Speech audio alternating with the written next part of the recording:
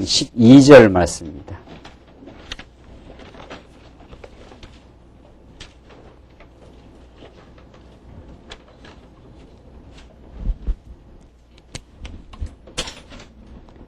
우리 하나님의 말씀 사도행전 22장 12절 말씀입니다. 차이신 줄 알고 봉독 드리겠습니다. 율법에 의하면 경건한 사람으로 거기 사는 모든 유대인들에게 칭찬을 듣는 아나니아라 하는 이가 내게 와 곁에 서서 말하되 형제 사울아 다시 보라 하거늘 즉시 그를 쳐다보았노라. 그가 또 가로되 우리 조상들의 하나님이 너를 택하사 너로 하여금 자기 뜻을 알게 하시며 저 의인을 보게 하시고 그 입에서 나오는 음성을 듣게 하셨으니 내가 그를 위하여 모든 사람 앞에서 너의 보고 들은 것의 증인이 되리라. 이제는 왜 주저하느뇨? 일어나 주의 이름을 불러 세례를 받고 너의 죄를 씻으라 하더라. 후에 내가 예루살렘으로 돌아와서 성전에서 기도할 때 비몽사몽간에 보매 주께서 내게 말씀하시되 속히 예루살렘에서 나가라. 저희는 내가 내게 대하여 증거하는 말을 듣지 아니하리라 하시거늘 내가 말하기를 주여 내가 주 믿는 사람들을 가두고 또 각 회당에서 때리고 또 주의 증인 스데반의 피를 흘릴 적에 내가 곁에 서서 찬성하고 그 죽이는 사람들의 옷을 지킨 줄 저희도 아나이다. 나더러 또 이르시되 떠나가라. 내가 너를 멀리 이방인에게로 보내리라 하셨느니라. 21절까지 봉독 드렸습니다. 우리는 지금 하나님의 섭리 가운데 약속대로 오신 성령 하나님께서 초대교회에 예루살렘에 교회를 세우시고 거기에 무서운 핍박을 하나님께서 가하셔서 유대와 사마리아로 그리고 이제 소아시아, 마게도냐 반도 마침내 로마까지 이르는 땅끝을 향해서 하나님께서 약속을 성취해 가시는 약속이 성취됨으로 신약 거룩한 교회를 하나님의 거룩한 하나님의 능력의 손길로만 세워져 가는 사도행전 말씀을 지금 확인하고 있습니다. 우리는 이제 마지막 사도 바울을 예루살렘에서 박해를 당하게 하시고 고통을 겪게 하시지만 하나님의 거룩한 뜻은 여전히 신실하게 이루어져 가므로 마침내 포로의 몸으로 로마에게까지 하나님께서 복음을 전파하게 하시는 그 놀라운 섭리를 지금 확인하고 있습니다. 우리는 지난 시간 예루살렘에 가면은 결박과 환란이 기다린다고 하는 그 동역자들의 그 만류를 뿌리치고 나는 예루살렘으로 돌아가야 한다. 예루살렘에 갔다가 다시 로마도 보아야 할 것이다. 이것이 하나님께서 바울을 인도해 가시는 영원한 생명의 진리를 증거하게 해 가시는 하나님의 뜻으로 바울은 확신하게 되고 그 확신의 토대 위에서 바울의 발걸음은 두려움 없이 그 전진이 됩니다. 우리는 지난 시간 바울이 예루살렘에서 이제 결례를 유대인들을 위해서 결례를 행하며 그들에게 이제 그들과 함께 같이 되어 복음을 전파하지만 여전히 아시아에서 온 유대인들이 바울을 이제 붙잡아 이제 죽이려고 합니다. 그래서 바울이 이제 자기를 이제 변호하게 되는 그 기회를 얻게 됩니다. 이것이 이제 천부장이라고 하는 이제 하나님의 보호의 손길을 통해서 유대인들에게 이제 그 절대절명의 위기에서 천부장을 통해서 일단 보호를 받고 그 유대인들 앞에서 자기가 어떻게 해서 이렇게 지금 변화되게 되었다는 사실을 나도 너희들이 아는 바대로 원래는 나도 율법에 열심히 있던 자였는데 우리 지난 시간 그 내용을 했습니다. 우리 조상들의 율법에 엄한 교훈을 받았고 3절에 나오죠. 오늘 너희 모든 사람들처럼 하나님께 대하여 열심히 있던 자라. 이때 열심은 복음의 열심이 아니라 율법을 지켜서 자기 의를 세우려고 하는 하나님 앞에서 자기가 죄인됨을 깨닫고 그리스도가 아니면 도저히 살 길이 없다는 그런 신앙적으로 하나님 앞에 서가는 것이 아니라 가장 반신앙적으로 율법을 통해서 자기 의의를 세우려고 하는 그러한 율법주의자의 길을 자기가 갔었다고 그렇게 이제 자기의 과거와 지금 성령의 역사로 진리의 깨달음으로 그 변화된 자기를 지금 설명하고 있는 거죠. 그것이 전적인 이제 하나님의 역사였다라고 바울은 지금 다메섹 도상에서 예수를 믿는 사람들을 핍박하러 가던 자신을 이제 예수님이 나타나서 자기를 지금 변화시켰다. 그 이야기가 우리 지난 시간까지 이야기였습니다. 그래서 이제 12절 보시면 율법에 의하면 경건한 사람으로 거기 사는 모든 유대인들에게 칭찬을 듣는 아나니아라 하는 이가 내게 와 곁에 서서 말하되 형제 사울아 다시 보라 하거늘 즉시 그를 쳐다보았노라. 아나니아 집으로 이제 이끌림을 당해서 갔지 않습니까? 거기에서 이제 그가 또 가로되 이제 말하는데 그가 또 가로되 우리 조상들의 하나님이 너를 택하여 너로 하여금 자기 뜻을 알게 하시며 저 의인을 보게 하시고 그 입에서 나오는 음성을 듣게 하셨으니 내가 그를 위하여 모든 사람 앞에서 너의 보고 들은 것의 증인이 되리라. 이게 지금 아나니아가 하는 이야기인데 아나니아라는 사람이 어떤 사람인가 하면은 그 12절 나오잖아요. 율법에 의하면 경건한 사람으로 거기 사는 모든 유대인들에게 칭찬을 듣는 아나니아라 이렇게 되어 있습니다. 자, 그러니까 아나니아도 역시 그 당대의 그 율법의 가르침을 받고 있었던 경건한 사람이었다 이 말이죠. 지금 이 바울의 자기 변호가 이 부형들 앞에서 지금 자기를 고소하고 자기를 죽이려고 하는 이 유대인들 앞에서 자기 지금 변호를 하는 건데 나도 원래 율법의 엄한 교훈을 받았던 율법주의자였다. 그러한 나에게 그리스도가 나를 찾아오셔서 나를 그리스도의 사람이 지금 되겠다. 빛이 비추어가지고 내가 지금 그 빛을 보고 빛의 지금 자녀가 됐다. 그 복음의 빛을 내가 지금 듣게 되었다. 자, 그런데 율법에 의하면 경건한 그 아나니아라는 집에 내가 지금 그 당대에 눈이 볼 수 없게 돼가지고 볼 수 없게 되어서 이끌림을 받아서 이제 들어가게 되었는데 이 아나니아가 지금 하는 이야기가 어떤 말이냐 하면 지금 말해주고 있습니다. 그러니까 바울은 지금 이런 이야기를 계속하는 것은 율법주의자들의 너희들이 지금 예수를 지금 모르고 있다 그 말이죠. 나도 율법주의자였고 아나니아라는 사람도 율법에 의하면 아주 경건한 사람이었는데 아나니아도 내가 지금 그리스도의 종이 된 것을 지금 입증해주고 있지 않느냐. 그러니까 스스로 내가 하나님의 사람이 된 것도 아니고 스스로 내가 그리스도의 사람으로 된 것이 아니라 나도 전날에는 율법 아래에서 자기 의의를 세우려고 하던 그런 허탄한 공로주의자였는데 하나님이 은혜로 나를 지금 불러냈다. 이것이 바른 지금 길로 지금 가고 있지 않느냐 하는 것을 아나니아를 통해서 지금 입증을 해줍니다. 그래서 14절 그가 또 가로되 우리 조상들의 하나님이 이렇게 돼 있어요. 그 조상들의 하나님이 누굽니까? 그게 바로 약속을 이루시는 누구죠? 그 여호와 하나님입니다. 이 당시 사람들도 여호와 하나님을 알아요.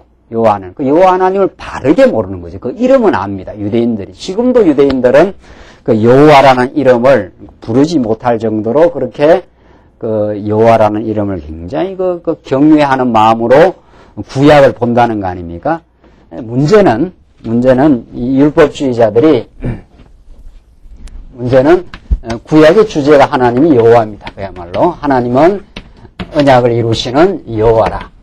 이것이 우리 구약의 주제일 뿐만 아니라 신약 전체를 망라하는 주제로 보지 않습니까? 그런데 이 유대주의자들이 이 당대 예수님 당대 그리고 사도 바울 이 당대 유대주의자들이 구약만을 알고 있는 거지요. 구약만을. 그러니까 이 구약이 장차 오실 메시아에 대한 예언의 말씀이라는 거. 그래서 구약의 여호와 하나님 약속하시고 구약의 그림자적으로 약속 혹은 언약, 이 언약을 하시고 언약을 구약에서 아브라함에게 언약하신 하나님이 이 다윗을 통해서 이루어졌지 않습니까? 이렇게 구약의 그림자적으로 이루어주신 하나님은 이 그림자였다. 이 어디까지나 그림자였고 이것은 장차 이 언약, 약속의 씨로 오실, 약속의 그 당사자로 오실, 약속의 그 실체로 오시는 그 예수 그리스도를 지금 가르쳐 주기 위한 구약의 그림자 사건이었다. 구약 율법도 마찬가지고, 모세를 통해서 주어진 율법도 마찬가지고. 자, 그러니까 지금, 이 약속의 실체로 예수는 오셔서, 예수가 메시아를 예언했으니까 그 나사렛 예수가 바로 구약에 약속된 메시아다. 이 그리스도. 이 동이란 말이죠. 이건 히브리어고 이거는 헬라어니까.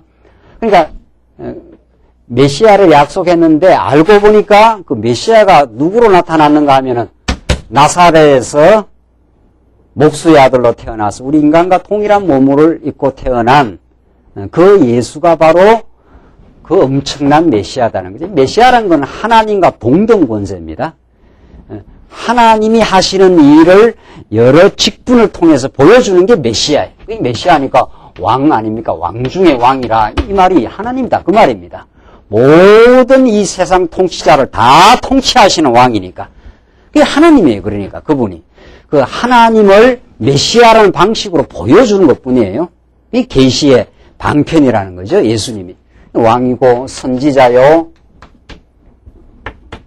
선지자 제사장이니까 누가 인생들의 죄를 해결해 줄 수 있느냐 말이죠. 없어요. 하나님만이 죄를 사할 수 있는 분인데 그 하나님이 죄를 사한다는 걸 예수를 통해서 보여주신 거죠.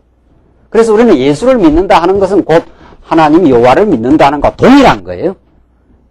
지금 표현만 그렇게 지금 달리 쓰고 있네요. 그런데 지금 우리는 이렇게 보는 거 아니에요. 그러니까 그러나 이때 예수님 당시 사도 바울 당시 유대인들은 이 하나님 여호와라는 이름도 알고 있고 약속도 알고 있고 모세 율법도 지금 가지고 있는 사람이죠. 특히나 모세 율법을 자기들이 지키려고 하는 사람들이죠.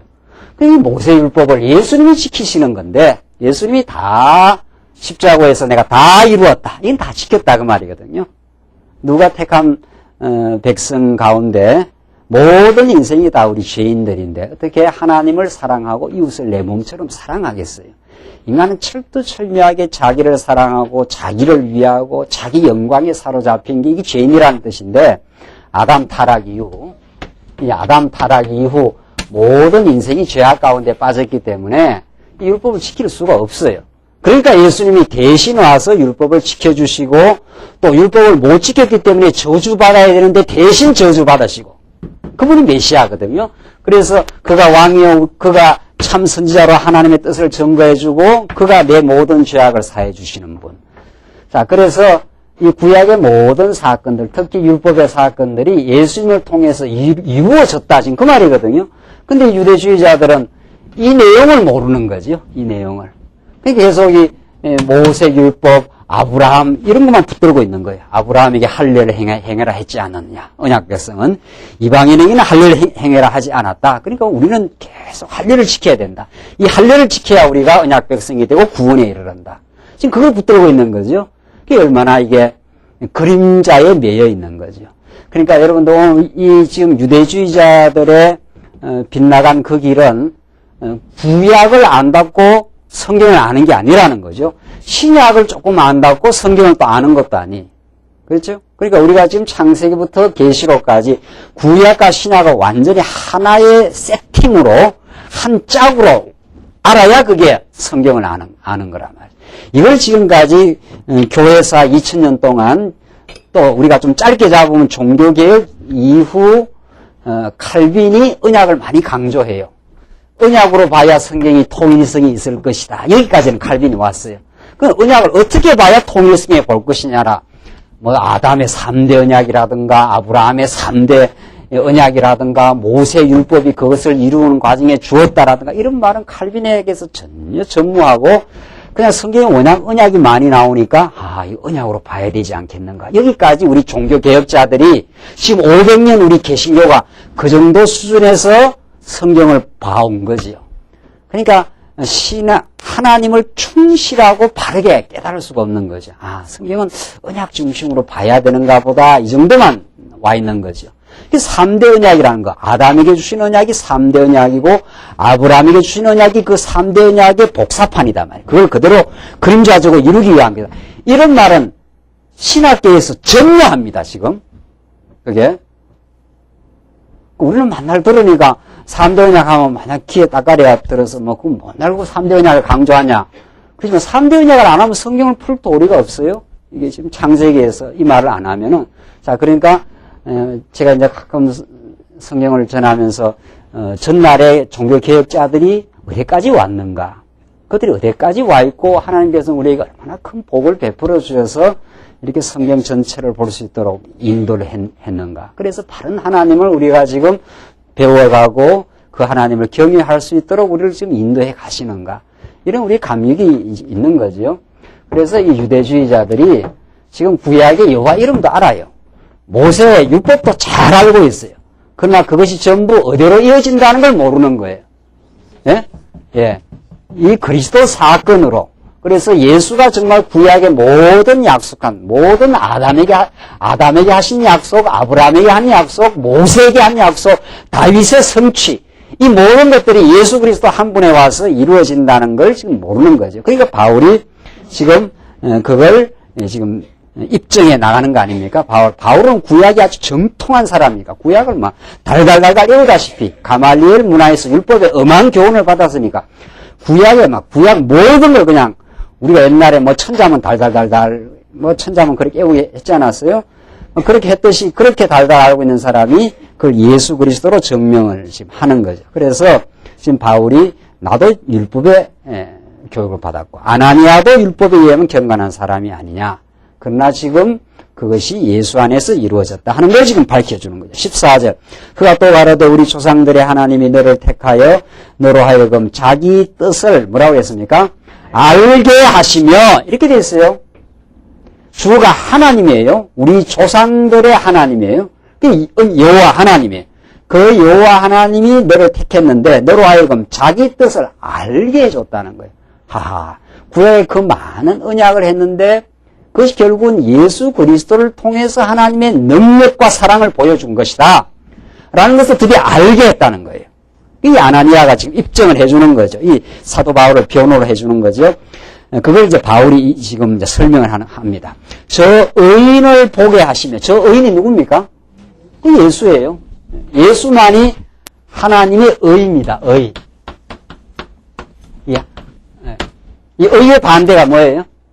의의 반대 개념이 뭐예요? 예?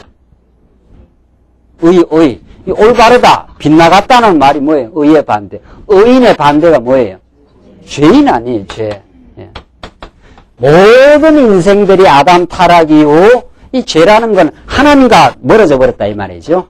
또 다른 표현을 쓰면 하나님과 같이 되려고 한다 이 말이죠. 그 엄청난 이야기 아닙니까? 하나님이 어떤 분인데 하나님이 온 우주의 만물을 지금 다스리고 지배하고 교회를 통치하는 분인데 타락한 인생은 그 하나님 자락을 자꾸 넘보는 거거든요. 내가 인생의 주인이다. 내가 내 뜻대로 살 수 있다. 내가 내 문제를 내가 극복할 수 있다. 이거 보세요. 이게 예수가 그리스도라는 말은 이게 하나님을 지금 보여주는 거거든요. 예수가 메시아다 하는 거는 그분 안에만 우리 인생의 가치와 목적과 의미가 있다 이 말인데 그 하나님 안에만 있다 이런 뜻인데 예수가 그리스도라는 말을 다른 말로 바꿔보십시오. 예수가 그리스도 말은 이런 말 아닙니까? 예수가 왕이요 선지자요 제사장이다 이런 말인데 모든 인본주의는 모든 타락된 인간의 이 죄인된 생각은 그 예수 자리에 누구를 넣으면 되는 거예요. 나를 넣으면 돼요. 나를. 내가 뭐예요?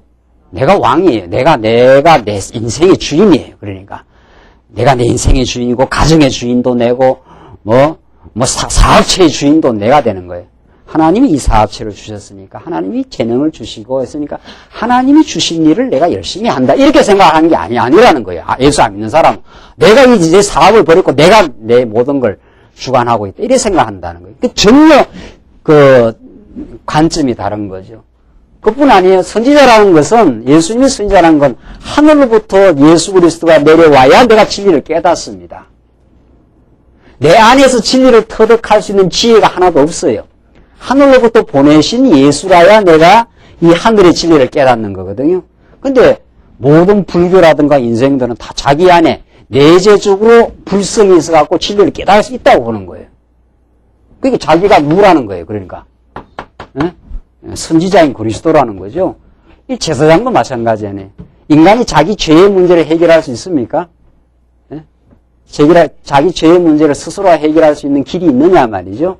그 길이 있다고 생각하는 거예요. 지금 자기 스스로 예수를 안 믿는 사람들, 자기가 자기 문제를 스스로 고칠 수 있다고 착각을 하거나 또 고쳐간다고 생각을 하거나, 그게 다 허탄한 시도들이죠. 그래서 내가 메시아가 될 수 없는 거지. 왕도 아니고 나는 선지자도 아니고 제사장도 아닌 거 아니에요, 우리는. 그렇죠? 그 예수만이 정말 메시아라는 뜻인데, 그러니까 이게 인간이 다 죄인이 된 거죠. 그러니까 오직 한 분 하나님의 의로우신 분이 누구밖에 없어요.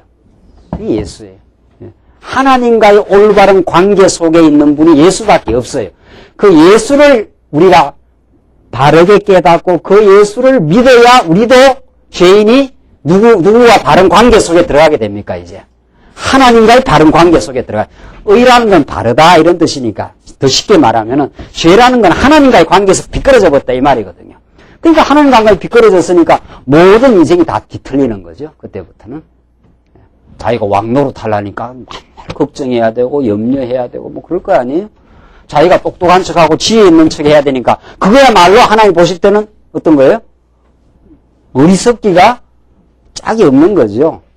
자기가 자기 문제를 늘 해결하려고 자기가 뭔가 하려고 하니까 언제나 뒤틀리는 거죠.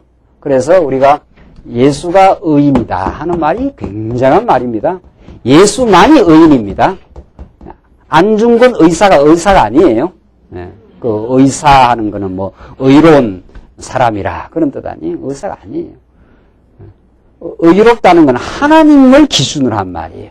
안중근 의사는 우리 한국 사람을 기준으로 해서 좀 의로울 수 있는 거죠. 그 일본 사람을 기준으로 하면 그 사람이 죽임 죄인 아닙니까? 그러니까 재판회가 죽여버렸지 않았어요. 그러니까 이쪽에서 볼 때는 의인이지만 저쪽에서 볼 때는 이게 죄인이고 그래요. 그러니까 이 세상에 의와 죄의 기준이 없습니다. 절대적인 기준이 없습니다. 전두환 대통령이 죄인입니까? 의인입니까? 좀 실명을 거론해서 안 됐습니다만. 나 전두환 대통령을 그렇게 죽일 죄인으로 제가 정죄하려고 하는 건 아니에요. 전두환 대통령이 죄인이에요? 의인이에요? 광주 쪽에서 보면은 찢어 죽여야 될 죄인이에요. 그쪽 전두환 패거리 쪽에서 보면은 나라를 구한 또 의인이라고 그래요. 아직도 그 사람은 그렇게 생각합니다. 그렇게 생각할 거예요. 그래 지금 살아있는 거지요. 여러분도 어느 편입니까? 심정적으로는 우리 약한 민중의 편입니까? 그 죄와 의의 기준이 절대적인 기준이 없습니다. 갖다 붙이면 되는 거예요. 힘 있는 쪽이 그래서 플라톤이라는 철학자가 도대체 이게 정의가 뭐냐? 이게 고민이에요. 힘이 정의냐, 정의가 힘이냐? 이걸로 고민했습니다. 정의, 이 의라는 게 이게 절대적인 기준이 있느냐 말이죠. 툭 하면 힘 있는 사람들이 잡아갖고 그게 정의사에 구현한다고 했지 않았어요. 그래서 삼천교육대 만들었지 않았어요? 전두환 정권이. 그때는 또 그게 정의인 줄 알았어, 또 그게는. 지나고 나니까 또 그게 또 정의가 아니다. 그럼 뭐가 정의냐 말이지, 뭐가. 민주주의가 정의입니까? 왕정이 정의입니까? 옛날에는 왕정이니까 독재니까.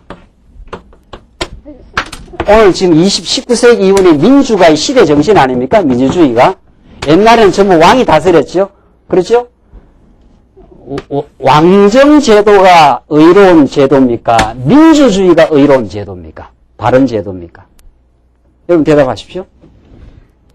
회색 지대에 있지 말고. 어떤 게 정의예요? 당연히 요즘 여러분들은 21세기를 살고 있으니까 이 21세기의 시대 정신은 뭐가 정의입니까? 민주주의가 정의예요. 민주주의는 시작한 지 얼마 안 돼요. 18세기 프랑스 대혁명으로부터 시작해갖고, 한 200~300년밖에 안 돼요. 서구라박부터 시작해갖고. 옛날에는 수백 년, 수천 년 동안 뭘로 해왔어요? 왕정을 해왔죠. 왕이 다 다스렸지 않았어요. 왕정시대 때 이 말했다면 어떻게 해요? 명지처참해서 죽여버려야 될 죄인들이에요. 그래서 찢어 죽였지 않았어요. 사지를 다, 삼족을 멸하고 하잖아요. 왕을 거부했다가는, 그러니까 그때는 완전히 정입니다. 지금 세상이 바뀌어서 민주시대가 되니까 왕이 어디에 있느냐 하고 왕을 거부하고 이게 지금 정인 줄 아는 천만의 말씀. 그러니까 이것도 정의가 아니고 어떻게 해요? 우리가 볼 때는 이것도 정의가 아니에요. 이거는 한 사람이 모든 걸 지배하겠다는 거니까 이것도 정의가 아니고, 이거는 여러 사람이 떼거리로 몰아가지고, 이건 떼거리예요. 예, 그 뭐 옳은 것도 아니에요. 여러 사람이 와와 하면 그게 정의가 아니에요. 그러니까 요즘에는 막 사람 수만 많으면 그게 다 이기네요. 요즘에는. 그게 민주사회 막 여기저기 집단 이기주의가 막 그대로. 그 우리 군포시에도 막 화물차 못 들어온다. 화물 무슨 터미널. 그래갖고 막 투표해갖고 해버리면 또 못 들어와. 어딘가는 화물 터미널에 들어와야 될 거 아니냐 말이에요. 어딘가는. 그래야 뭐 화물이 운송을 할 거 아닙니까? 그러니까 우리한테 싫으면 전부 투표해갖고 떼스리로 몰아갖고 민주주의다 해갖고 못 들어온다 하면 뭐 못 들어오는 거예요. 그럼 어디로 들어갈 거예요? 안산으로 갈 겁니까? 그쪽에서 또 떼거리로 나오고. 그게 정의냐 말이죠. 민주도 어리석은 사람들이 아무리 수를 많이 모아도 그것도 정의가 아닙니다. 이것도 지 좋은 대로 움직입니다. 이것도 한 사람 권력자가 좋은 대로 움직여버려요. 그 어떤 걸 따라갈 거냐 말이에요. 의의 기준이 없습니다. 이 세상은. 그래서 세상은 그때마다 힘 있는 독재자가 잡거나 다수를 동원하는 그런 선동가가 잡거나, 그래서 민주주의라는 이름으로 또 힘을 잡는 거죠. 그래서 이 세상에 정의가 없습니다. 이 모든 걸 다 극복하는,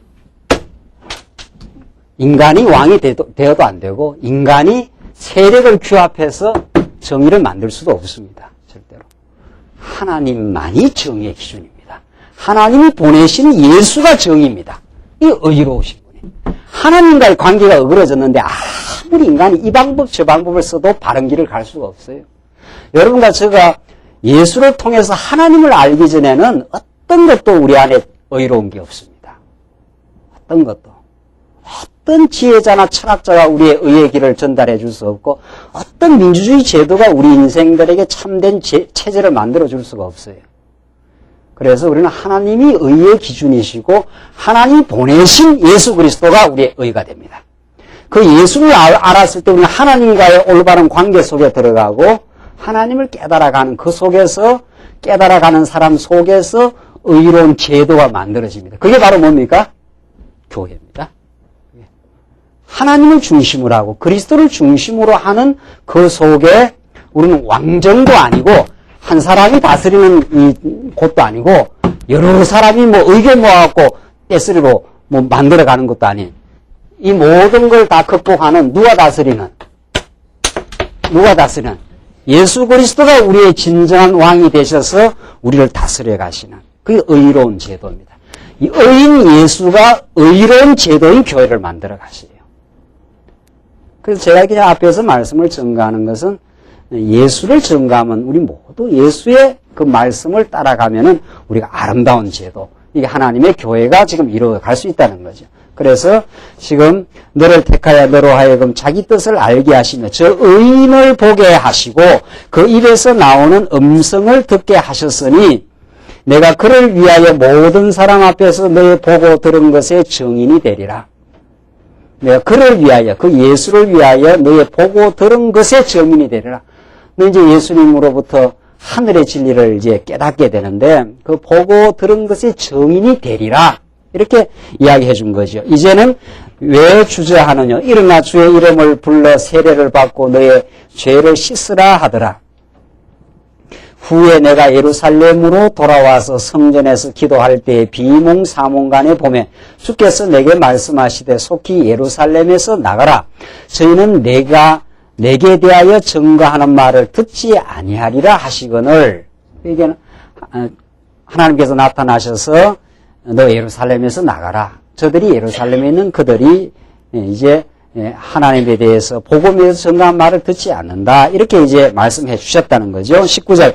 내가 말하기를 주여 내가 주 믿는 사람들을 가두고 또 각 회당에서 때리고 또 주의 증인 스데반의 피를 흘릴 적에 내가 곁에 서서 찬성하고 그 죽이는 사람들의 옷을 지킨 줄 저희도 아나이다. 나더러 또 이르시되 떠나가라. 내가 너를 멀리 이방인에게로 보내리라 하셨느니라. 이렇게 해서 내가 지금 이방 땅에 가서 지금 복음, 예수의 복음을, 구약 모두를 성취하신 예수의 복음을 전하게 되었다. 이렇게 바울이 자기의 과거의 그 행적, 하나님이 자기를 붙들어서 율법에 열심히 있던 자기를 이제 율법을 이루신 예수 안에, 그 참 의인 되신 예수 안에 의를 힘입어서 지금 내가 지금 복음을 전가하고 있다. 그리고 내가 예루살렘에서 복음을 전가하려고 했지만 하나님께서 이제 멀리 떠나가라. 예루살렘에 있는 저 사람들은 복음을 듣지 않는다. 그래서 이방인에게로 가라 해서 내가 이방인에 가서 지금 복음을 전가하고 지금 돌아왔다. 그 말이죠. 그렇게 자기를 지금 설명을 합니다. 그러니까 어떤 반응이 나온가 한번 보십시다. 22절로 30절입니다. 바울이 로마 시민임을 알고 이제 신문하던 자들이 이제 물러가는 내용인데 22절을 보십시다. 이 말하는 것까지 저희가 듣다가 소리질러 가로되 이러한 놈은 세상에서 없이 하자 살려둘 자가 아니라 하여. 자, 그러니까 막 못 듣는 거죠. 바울의 이 메시지를. 바울이 점점 내가 율법을 지키는 것이 아니라 의인 예수를 통해서 내가 하나님을 알고 바르게 지금 내가 너희들이 알고 있는 여호와 하나님, 너희들이 이 이름을 알고는 있는데 우리 조상의 하나님 했지 않았어요? 앞에서 우리 조상의 하나님, 조상의 하나님이 바로 여호와 하나님이거든요. 이 여호와 하나님이 아브라함에게 약속하시고 모세에게 이 신의 산 언약 율법을 주셔서 다 예수를 통해서 우리로 하여금 하나님과의 바른 관계를 가지도록 우리가 빗나가고 어그러진 인생들이었는데 하나님을 바르게 아는 그런 바른 관계로 들어가신 우리 복음이 지금 나타났다. 그 예수가 나타났고 그가 바로 우리가 기다렸던 우리 모든 조상들이 기다렸던 또 조상의 하나님이 보내기로 했던 분이 바로 그리스도로 나타났다. 이걸 지금 이야기하면서 자기의 변화 과정을 설명을 했지요. 자기 변화 과정을 나도 옛날에 율법주의자였는데 지금 이렇게 돌아왔지 않느냐. 이렇게 말하니까 이 유대인들이 견딜 수가 없어요. 이 유대인들은 이제 하나님께서 귓문을 털어막아버린 사람들 아니에요. 자기들의 의에 사로잡혀 있는 자들. 바울의 이런 진리 정언을 들을 수 없는 사람들이, 이 사람들이. 그걸 만약에 듣는다면은 자기들이 세워놓은 모든 걸 다 그 공로를 무너뜨려야 되는데, 이제 하나님의 택한 백성이라면 그걸 무너뜨리게 하겠죠. 그 다 허탄한 것들이니까 무너뜨리고 우리는 예수 안에 세워져 가는 사람들인데, 이 사람들이 이제 거부하게 됩니다. 이제 듣지를 못해요. 그러니까 이러한 놈은 세상에서 없이 하자. 좀 이렇게 나오는 거 아니에요? 이렇게 강팍하게 도전이 들어오고 폭동이 지금 일어나는 거죠. 그래서 23절 떠들며 옷을 벗어던져 티끌을 공중에 날리니 천부장이 바울을 영문 앞으로 데려가라 명하고 저희가 무슨 일로 그를 대하여 떠드나 알고자 하여 채찍질하며 신문하라 한대. 가죽줄로 바울을 매니 바울이 곁에 섰는 백부장에게 이르되 너희가 로마 사람 된 자를 죄도 정치 아니하고 채찍질할 수 있느냐 하니 백부장이 듣고 가서 천부장에게 전하여 가로되. 백부장은 100사람을 거느리는 사람이고 천부장은 몇 사람이죠? 1000사람이니까 이게 더 이제 상관이에요. 그러니까 백부장이 채찍질을 하는 그 실행자연이 아니었습니까?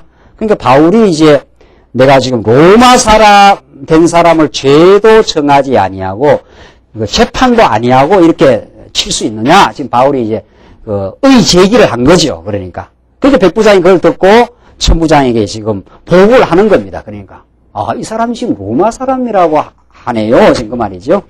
어찌하려 하느냐? 이는 로마 사람이라 하니 천부장이 와서 바울에게 이르되 내가 로마 사람이냐? 내게 말하라. 가로되 그러하다. 천부장이 대답하되 나는 돈을 많이 들여 이 시민권을 얻었노라. 바울이 가로되 나는 나면서부터로라 하니. 그러니까 이 당시 우리가 조금 문화를 이해할 필요가 있지 않아요? 이 성경에 나타난 시민권, 이 당시에 로마 시민권을 얻는다는 굉장한 이제 특권이라는 거죠. 그러니까 천부장이 지금 하는 말이 그렇습니다. 로마 시민권을 얻어야 그 당대에는 소위 말해서 출세를 하는 거죠. 그 당대에는 로마 시민권이 아니면 종이나 노예 정도로 취급하는 그런 시대니까. 그러니까 돈을 많이 가지고 있는 사람 혹은 돈을 많이 버는 사람은 어떤 대가를 지불하고도 뭐를 살려고 하는 시대냐. 쉽게 말하면 그 로마 시민권을 살려고 하는 거 아니에요? 지금 그런 겁니다. 지금. 오늘날 뭐 우리 한국 사회에 뭐 학벌이라든가 뭐 그런 거 있지 않아요? 뭐 지금 미국 시민권에 인기가 있습니까? 뭐 그런 건 잘 모르겠네요. 뭐 미국 시민권을 막 돈을 많이 줘서 얻으면은 뭐 유익하다든가 뭐 이런 게 뭐 있는지도 모르겠어요. 그러니까 이 당시는 그거하고는 비교가 안 되는 로마 시민권을 얻는다는 건 그 시대를 살아갈 수 있는 기득권을 그냥 송두리째 지금 가지게 되는 거니까 지금 천부장이 지금 그런 이야기입니다. 나는 돈을 많이 들여 이 시민권을 얻었노라. 지금 그러잖아요. 이게 지금 쉽게 얻을 수 있는 게 아니다. 지금 그러니까 바울이 뭐라고 대답합니까? 나는 나면서부터로라. 뭐 당신은 돈 많이 들여갖고 지금 시민권 얻은지 몰라도 나는 지금 나면서부터 시민권 얻는 사람이다. 지금 그렇게 말하는 거죠. 자, 그러니까 신문하려던 사람들이 곧 그에게서 물러가고 나오죠? 천부장도 그가 로마 사람인 줄 알고 또는 그 결박한 것을 인하여 두려워하니라. 자, 이렇게 해서 지금 바울이 이 위기 상황을 지금 하나님께서 피할 수 있도록 지금 인도를 해 가십니다. 자, 그러니까 로마 시민권이라는 건 하나의 단순한 예인데 이제 바울을 로마에게까지 가도록 하나님께서 보호하시는 장치인데 지금 하나님께서 이렇게 복음이 이제 전파됩니다. 복음이 전파되면 하나님의 교회가 세워지게 됩니다. 이게 이제 예루살렘에서 유다와 사마리아 땅끝까지 지금 전파되지 않아요? 그러니까 하나님의 역사는 당신이 어떠신 분인가를 드러낸 복음을 중심으로 해서 그 복음을 깨닫는 교회 성도를 중심으로 해서 온 세상 만사가 움직여져 갑니다. 이게 이제 기독교 역사관이지요. 기독교의 신령한 역사관입니다. 이 세상 만사가 지금 뭐 착착착착 이렇게 지금 진행되어 가고 있지 않아요? 근데 그 역사의 어떤 그 핵심이 있다는 거죠. 그 역사의 어떤 중심이 있다는 거예요. 역사가 아무렇게나 이렇게 지금 우연하게 이렇게 진행되는 게 아니고 역사의 어떤 진행에는 그 역사 진행에 어떤 그 핵심이 있다는 거죠. 그 핵심이 뭐냐면 하나님이 역사를 지금 지배하시되 역사 진행에는 복음의 진리가 그 핵심이고 그 복음의 진리를 둘러싸고 있는 그걸 깨닫고 있는 하나님의 택한 백성들의 그 진행 그것이 하나님이 바라보시는 역사의 그 핵심입니다. 이걸 우리는 어떻게 알 수 있는가 하면은, 이걸 우리는 사도행전의 역사를 쭉 지금 이제 바울의 그 진행을 살펴보면은 너무도 분명하게 드러나요. 분명하게. 하나님께서, 우리 지난주에 우리, 청년이 와서 현대 그 이스라엘 역사의 그 신학적 의미지요. 그러니까 왜 현대 이스라엘이 저렇게 그 아랍군들 속에서도 생존이 가능하고 도저히 인간적 계산으로 봐서는 그 외부의 그 도전과 그 세력들 틈바구니 속에서 살 수가 없는 나라인데 어떻게 저렇게 생생하게 존재하고 수많은 전쟁을 그 아주 건세사입니다. 이건 건세사예요. 지금 우리 연세 드신 우리 장로님이나 권사님들은 아주 다 그 뉴스다 다 들었던 이야기들 아니에요? 6.1 전쟁이나 이런 거는 도저히 이 군사력으로 봐서는 이스라엘이 그 주변 아랍권들을 이길 수가 없어요. 그걸 도저히. 그런데도 계속해서 전쟁에서 이기고 저 팔레스타인의 그 무서운 테러 속에서도 이스라엘 나라가 보존되고 있습니다. 그 이유가 있는 거거든요. 그게 하나님께서 땅끝까지 복음을 전파하고 이방인의 수가 차면은 다시 이스라엘이 돌아오게 된다고 하는 이미 예언이 있기 때문에 하나님은 현대 이스라엘 나라를 어떤 역경에도 보호하십니다. 그게 역사의 심볼이에요. 현대 이스라엘의 지금 나라가 회복된다는 건 기적 중의 기적 아닙니까? 나라가 2000년 동안 흩어졌다가 나라가 이루어질 수 있겠냐 말이죠, 그게 가능하지 않아요. 우리나라는 36년 일제 치하에서도 우리나라의 정체성이 막 흔들리지 않아요? 한 100년, 200년 가면 우리나라 말이 없어져 버립니다. 한 몇백 년 가버리면은. 근데 2000년 역사 가운데 말도 살아있고 이스라엘 나라로 돌아오고자 하는 움직임이 있고 그게 하나님께서 땅끝까지 복음이 전파되게 하는 하나의 징표입니다. 그게. 마찬가지로 교회가 이렇게 지금 진행되는 데 있어서 교회 주변에는 문화, 사회, 정치, 경제 이런 것들이 우리 삶에 지금 진행되고 있지 않아요? 그렇죠? 이 교회라는 건 하나님의 특별한 하나님의 보호와 특별한 사랑의 관심의 대상입니다. 이 신령한 하나님의 다스림을 받고 있고 그 주변에 일어나는 문화, 사회, 정치, 경제 이 모든 것이 역사를 지금 만들어내고 있지 않아요? 이 모든 것들은 교회를 위해서 존재해요. 때로는 이 정치가 교회를 핍박하는 것도 교회를 위해서 하고 교회가 편하게 복음을 전파할 수 있도록 하는 것도 정치가 하는 일이에요. 그러니까 때로는 핍박을 하는 것도 교회가 교회 되게 하는 일이고 또 보여주는 것도 교회가 교회 되게 하는 일들입니다. 모든 주변 모든 역사는 하나님이 자기 백성 택한 백성 교회를 교회 되게 하기 위해서 하나님께서 모든 여건을 이끌어가고 계세요. 지금 사도 바울의 로마 시민권은 어떠냐 말이죠. 로마 제국이 왜 존재하느냐. 우리는 로마 제국사를 공부하면 로마 제국이라는 건 어마어마한 그 시대의 그 정치 권세 아닙니까? 그러니까 지금도 유럽 사람들은 로마의 그 시절을 최고의 인물로 지금도 영시하잖아요. 우리 성경에는 가이사입니다. 번역을 가이사라. 이렇게 그 큰 나라를 하나로 통합할 수 있는 정치력이라는 건 이건 가능하지 않아요. 그 굉장한 사람이라는 거죠. 그래서 그 사람은 굉장히 그 영시합니다. 근데 우리가 성경을 보면 어떻습니까? 가이사는 뭐 우리가 대단히 험무하고 영시해야 될 존재가 아니라 하나님의 주권 속에 완전히 사로잡힌 인생이에요. 하나님의 뜻을 이루어가기 위한 로마 정치 권력들입니다. 그러니까 로마 제국은 우리가 몇 번 우리가 사도행전에서 공부해서 로마 제국은 누구를 위해서 있습니까? 교회를 위해서요. 로마 제국이 있어야 예수님을 십자가에 어떻게 할 거예요? 못 박을 거 아니냐 말이죠. 이방인의 손에서 넘겨와서 로마 제국이 있어야 박지 누가 받겠어요? 그리고 로마 제국은 다 필요한 거예요. 로마 제국이 모든 그 당시 예루살렘과 유다를 지배해서 이방인의 손에서 예수님이 죽게 되어 있기 때문에 로마 제국이 예수님을 십자가 못 박아요. 그래서 구원의 역사를 이루어내지요.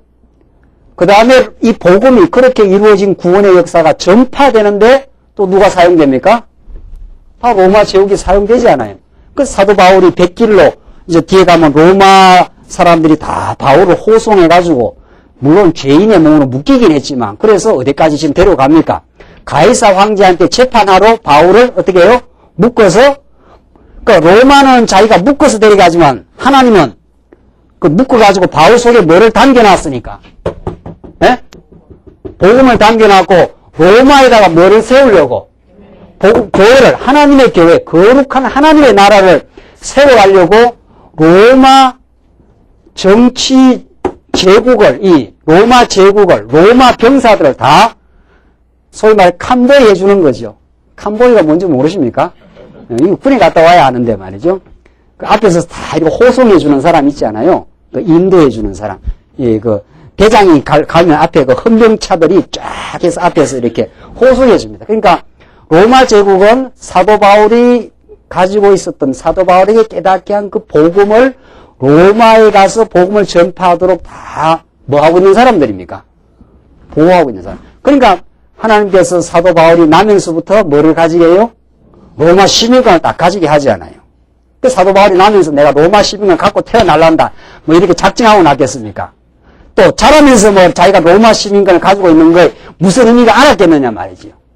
여러분과 저의 삶 속에 지금 진행되는 모든 일들, 이 신기한 일들입니다.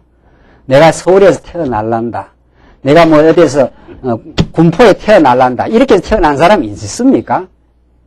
우리는 몰라요. 지금 왜 내가 거기에서 태어나서 이렇게 왔고 어떤 사람을 만났고 어떤 사람과 지금 어떤 일이 진행되는가 그때는 잘 몰라요. 근데 점점 말씀을 듣고 역사가 자꾸 진행될수록 이게 하나님을 더 깊이 깨닫게 하겠어. 그렇게 내가 태어나고 누구를 만난 게 내 영혼을 하나님께서 지키려고 하는 일이었구나. 이 말씀을 듣게 하셔서 하나님을 경외하게 하시려고 하는 일이구나. 그 모든 착착착 지금 진행되는 모든 섭리들이 그렇습니다. 지금 이걸 보면 그래요. 바울이 언제 뭐 로마를 알았고 나이가 태어날 때 로마 시민권을 자기가 획득하려고 태어났겠느냐 말이죠. 하나님이 준비시켜놨어요. 로마 시민권을 딱 준비시켜놔가지고 이 당시 천부장들이 바울을 어떻게 할 수가 없어요. 천부장이 그걸 알지 않아요. 로마 시민을 내가 갖고 있느냐. 나는 많은 돈을 들여서 로마 시민권을 받았는데, 그러니까 바울이 나는 나면서부터 내가 지금 로마 시민권을 갖고 있느냐. 내가 여기서 재판을 받을 수가 없다. 내가 문제가 있다면 내가 받아야 되겠다. 이 말입니까? 로마에 직접 가서 내가 가이사 앞에서 재판을 받아야 되겠다. 지금 그렇게 지금 돼서 착착착착 어디로 가게 됩니까? 이 바울이. 예? 로마 교회까지 가는 거 아니에요? 로마에 있는.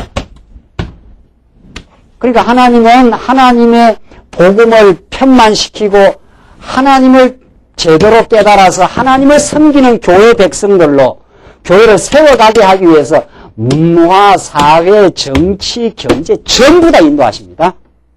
이걸 전부. 그 한 나라가 잘 살고 못 사는 것도 하나님의 교회를 위해서 IMF도 터뜨리기도 하고 또 좀 풀어주기도 하고 다 그런 겁니다.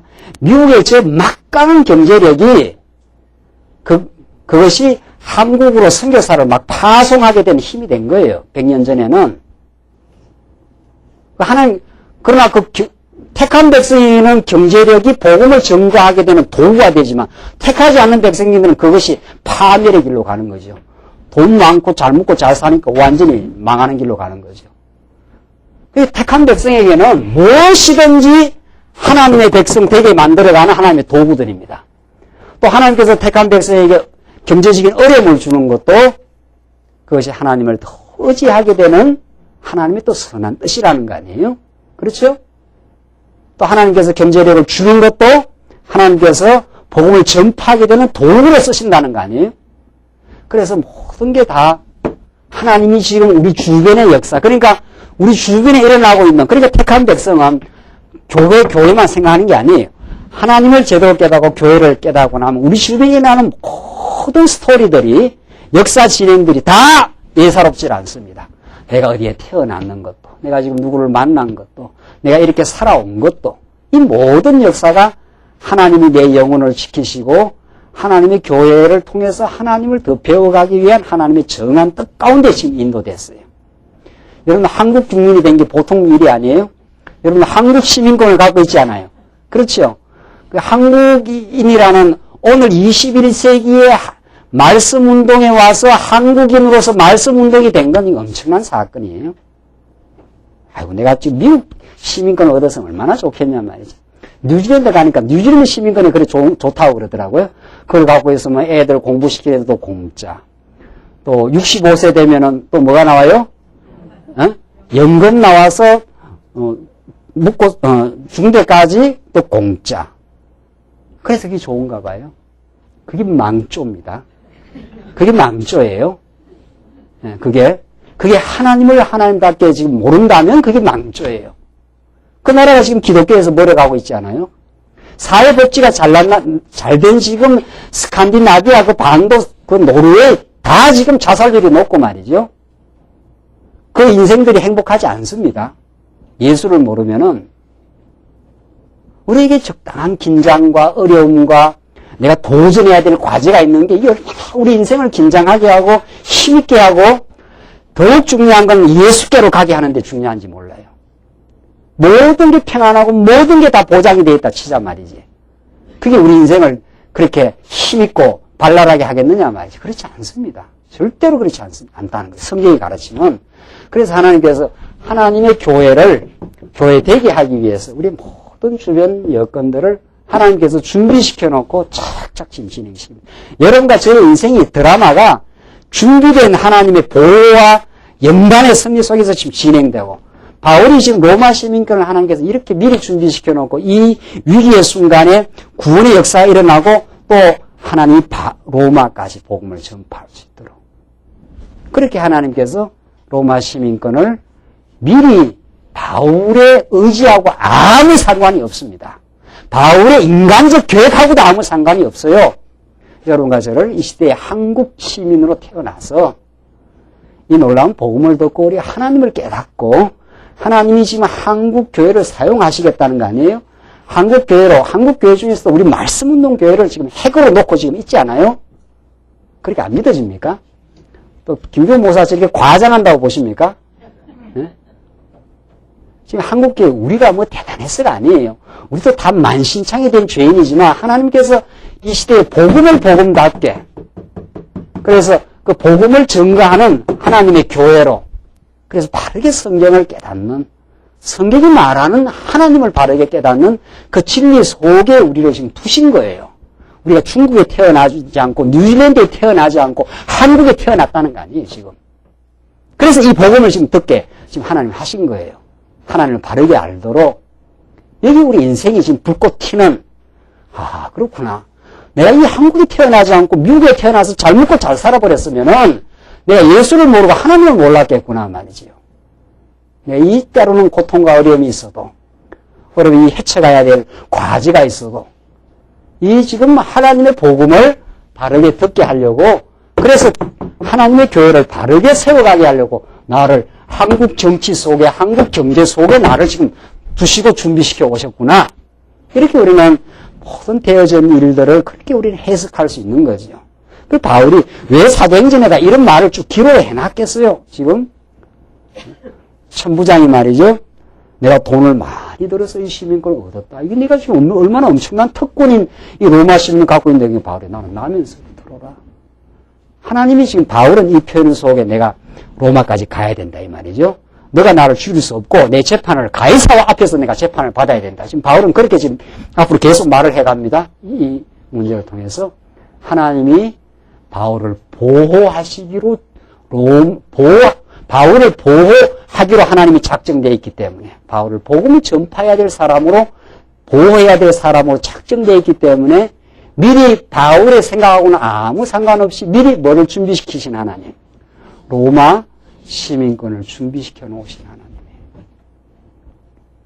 그러니까 우리의 생각을 훨씬 초월해서 하나님은 우리 주변에 내 영혼을 지킬 보호 장치를 다 준비해 놨습니다. 지금. 그러니까 이런 말씀을 깨달아야 우리가 영적 감각이 떠오르고 아, 하나님이 정말 살아계시는구나. 하나님이 어떤 경우에도 하나님이 우리를 지키시고 우리 교회를 지키시겠구나. 우리는 그 감각을 이 지금 말씀에서 받는 거죠. 교회를 중심으로 모든 세상사가 짜여져서 쫙쫙 지금 돌아가고 있구나. 내 모든 역사들이. 그래야 하나님이 여호와시고, 그래야 하나님이 절대 주권자시고, 그래야 내 인생의 참된 주인이 되셔서 나를 지금 이끌어 가신다. 그래야 그 하나님께 모든 걸 의지하지 않겠어요? 하나님 맞습니다. 당신이 나를, 내 인생을 책임지시고 지금까지 보호하셨고 앞으로도 나를 지키시고 나를 하나님 앞으로 더 가게 하실 겁니다. 라는 우리는 하나님의 강력한 주권과 이미 준비되고 보호되는 섭리를 오늘 이 말씀을 통해서 우리는 읽어낼 수가 있습니다. 그래서 29절 다시 보시면 신문하려던 사람들이 곧 그에게서 물러가고 천부장도 그가 로마 사람인 줄 알고 또는 그 결박한 것을 인하여 두려워하냐. 아이고, 이거 우리가 잘못했구나. 이런 거죠. 이 사람이 로마 사람이었구나. 이렇게 해서 어떻게 하질 못합니다. 그래서 30절 이튿날 천부장이 무슨 일로 유대인들이 그를 송사하는지 실상을 알고자 하여 그 결박을 풀고 명하여 제사장들과 온 공회를 모으고 바울을 데리고 내려가서 저희 앞에 세우니라. 바울이 공회를 주목하여 가로되 여러분 형제들아 오늘날까지 내가 범사의 양심을 따라 하나님을 섬겼노라 하거늘. 이 하나님께서 바울에게 그 신앙하는 양심을 주신 거죠. 이 선한 마음, 바울의 그 강팍한 마음을 변화시켜서 선한 마음을 줄여서 하나님을 이제 섬기도록 했는데 바울이 그걸 지금 고백하는 겁니다. 하거늘 대제사장 아나니아가 바울 곁에 섰는 사람들에게 그 입을 치라 명하니. 참 그러니까 이 사람들은 바울이 입만 열었다 하면은 자기들과 반대되는 자기들의 지금 기반이 되는 그 율법을 무너뜨려 버리니까 그 입을 치라 명하니 바울이 대답 가로되 회치란다며 하나님이 너를 치시리로다. 내가 나를 율법대로 판단한다고 앉아서 율법을 어기고 나를 치라 하느냐. 바울에는 뭐 두려움도 없는 거죠. 하나님이 너를 칠 것이다. 내가 율법대로 나를 판단한다고 앉아서 율법을 어기고 나를 치라 하느냐. 바울이 반박을 하는 거 아닙니까? 4절 곁에 선 사람들이 말하되 하나님의 대제사장을 내가 욕하느냐. 바울이 가로되 형제들아 나는 그가 대제사장인 줄 알지 못하였노라 기록하였으되 너의 백성의 관원을 비방치 말라 하였느니라 하더라. 바울은 이제 그 사람이 대제사장인 줄은 몰랐습니다. 그래서 그런 반박을 하고 나서는 너의 관원의 백성의 관원을 비방치 말라 하였느니라 하더라. 그러니까 하나님이 세운 그 백성의 관원을 비방치 말라 하는 말을 인용을 하면서 그 말을 하고 6절 바울이 그 한 부분은 사두개인이요 한 부분은 바리새인인 줄 알고 공회에서 외쳐가로되 여러분 형제들아 나는 바리새인이요 또 바리새인의 아들이라 죽은 자의 소망 곧 부활을 인하여 내가 신문을 받노라. 그 말을 한즉 바리새인과 사두개인 사이에 다툼이 생겨 무리가 나누이니 이는 사두개인은 부활도 없고 천사도 없고 영도 없다 하고 바리새인은 다 있다 하니라. 그러니까 지금 이런 어려운 난국이었는데 바울이 한 부분은 바리새인이고 한 부분은 사두개인 줄 바울이 알아차렸습니다. 그래서 바울이 그 둘 사이에서 분쟁을 지금 유도를 한 거지요. 그래서 바울이 나는 바리새인의 아들인데 죽은 자의 소망 곧 부활 때문에 내가 이 신문을 받는다. 바울은 진짜 부활의 소망, 영생의 소망을 깨달았지 않습니까? 그 바리새인들은 그거는 이제 인정을 했어요. 바리새인들이 또 잘못한 게 많지만은 그래서 바울이 그렇게 말하니까 그 사두개인과 바리새인들 간에 뭐가 생겼습니까? 논쟁이 벌어진 거 아니에요? 그러니까 그 사두개인들이 이제 그 현실주의자들입니다. 그러니까 부활이라든가 영생이라든가 이런 걸 믿지 않는 사람들이에요. 그러니까 바울은 지금 누구의 편에 있다는 것을 지금 자기가 말한 택입니까? 그러니까 내가 바리새인의 아들인데 내가 지금 부활에 인하여 내가 이 부활 때문에 내 신문을 받는다. 그러니까 바울은 바리새인 전부를 받아들인 게 아니고 바리새인들의 그 일부분 부활과 영생을 인정한 그 부분을 지금 이제 말하면서 사두개인하고 뭐를 유도를 해버렸습니까? 논쟁을 유도해갖고 저들끼리 어떻게 하도록 싸움이 일어나도록 이제 그렇게 해버렸다는 거죠.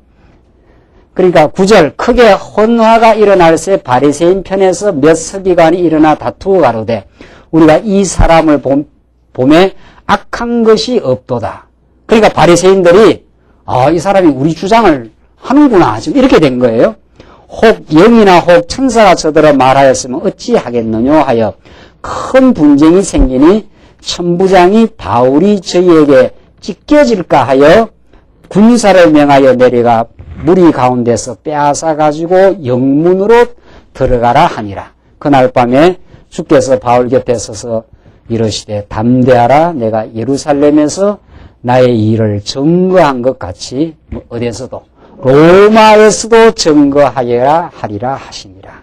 자, 이렇게 해서 하나님이 천부장을 통해서 보호하시고 로마 시민권을 바울이 정말 바울의 자신의 인간적 의도하고는 아무 상관없이 하나님이 준비시켜서 보호하시고 조금 방금 읽은 부분에서는 바울이 그 난국을 헤쳐가도록 하나님께서 지혜를 주셔가지고 바리새인을 다 인정한 것이 아니고 바리새인들이 부분적으로 주장하고 있었던 그 부활과 영생의 그 진리를 때문에 내가 지금 신문을 받고 있다. 이렇게 해서 바리새인하고 누구하고 싸움이 붙어버렸어요? 이 두 사람 다, 이 두 진영이 다 누구를 지금 죽이려고 하는 건데, 바울을 죽이려고 하는데 바울이 소위 말해서 틈새 공략을 한 거지요. 그래서 저들끼리 막 싸움이 붙도록, 이렇게 해가지고 바울이 또 살아납니다. 살아나고, 하나님께서 그날 밤에 바울 곁에서 담대하라. 내가 예루살렘에서 나의 일을 증거한 것처럼 로마에서도 증거하게 되라. 하나님께서 너를 지켜갈 것이다. 하나님께서 지금 여러 각도에서 하나님이 바울을 보호하시던 하나님은 여러분과 저의 삶을, 영혼을 지금 여러 각도에서 지키고 계십니다. 하나님의 그런 치밀하고 다양한 섭리 가운데 우리가 살고 있고 우리가 보호되고 있습니다. 그래서 우리는 하나님 앞에서 하나님만 의지할 수 있는 그 근거를 이 진리의 말씀과 우리의 삶의 모든 주변에 되어지는 일들을 통해서 우리는 확증받고 삽니다. 기도하십시다. 우리 자비하신 하나님 아버지, 하나님께서 신약교회를 세워가시되 하나님 바울이라고 하는 한 인생을 율법 가운데서 율법의 빗나간 가르침 속에서 건져내시고 복음을 접하게 하실 뿐 아니라 그를 통해서 이방인의 사도가 되어 땅끝까지 복음을 전파하도록 인도해 가시는 과정에 바울을 치밀하게 하나님께서 보호하시고 인도해 가시는 말씀을 확인했습니다. 하나님 오늘 이 시대도 우리를 이 땅 위에 하나님의 뜻 가운데 보내시고 언약의 말씀을 듣게 하시고 우리가 이 진리의 말씀 안에서 교회를 이루어 살아가게 하심을 감사합니다. 지금까지도 하나님 우리 광야교회를 지키시고 우리를 신앙을 지켜오신 하나님 아버지 모든 주변 배경과 여건을 합력하여 언제나 선한 길로 인도해 오신 하나님의 살아계심과 긍휼을 의지하고 주께 의탁하는 그래서 하늘의 참 평강과 기쁨을 얻고 살게 하시옵소서. 예수님 이름으로 기도하옵나이다. 아멘.